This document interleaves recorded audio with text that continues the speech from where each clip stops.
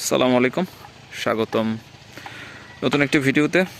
আজকে আপনাদের আমাদের কি কি কফি লাগাইছি সেগুলোর সাথে একটু পরিচয় করে দেব।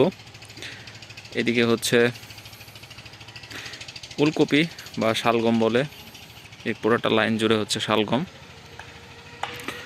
আর এই পাশটাতে আমার ঠিক সামনেই এগুলো হচ্ছে পাতাকপি, আর এটার ঠিক উল্টা পাশেই মানে এই পাশটাতে হচ্ছে ফুলকপি, আর বরাবর এই পাশটাতে হচ্ছে এগুলো শালগম লাগানো হয়েছে। যাই হোক, আমরা যে এই জায়গায় 3 ধরনের কফি লাগাইছি, এর মধ্যে হচ্ছে আমরা শালগমগুলা, ওই যে ওই দূরের শালগমগুলা, ওগুলা মোটামুটি হচ্ছে 22-23 দিনের মতো হয়ে গেছে।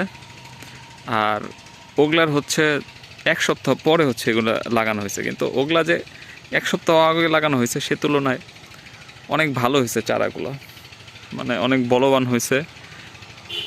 এখন জানি না, আমাদের জমিতে হয়তো বা মনে হয় শালগম ভালো হবে আর এগুলা মোটামুটি হবে। যাই হোক, মোটামুটি আমরা 1 মাস ওভার বা হচ্ছে 40-42 দিনের মধ্যে হচ্ছে আমরা আপনাদের ক্লিয়ার করতে পারবো যে আসলে আমাদের জমিতে শালগম ভালো হবে না হচ্ছে পাতাকপি ভালো হবে নাকি ফুলকপি ভালো হবে। এই হচ্ছে মোটামুটি আমাদের 3 ধরনের কফি। আর পাশাপাশি হচ্ছে আমরা কিছু ব্রোকলিও বুনতে চাইছিলাম, কিন্তু আমাদের ব্রোকলির চারা হচ্ছে আমরা সংগ্রহ করতে পারি নাই, এর জন্য আসলে বুনতে পারি নাই। যাই হোক, দেখা যাক কি অবস্থা, কত দূর আমরা যাইতে পারি আর এগুলোকে কি পরিমাণে আমরা ট্রিটমেন্ট করে আসলে কত দূর ভালো ফসল আনতে পারি।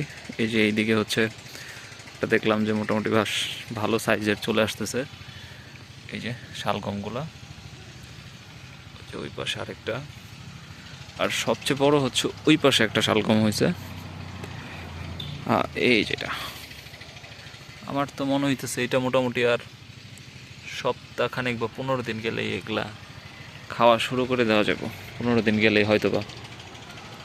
যাই হোক, সবাই ভালো থাকবেন। আসসালামু আলাইকুম।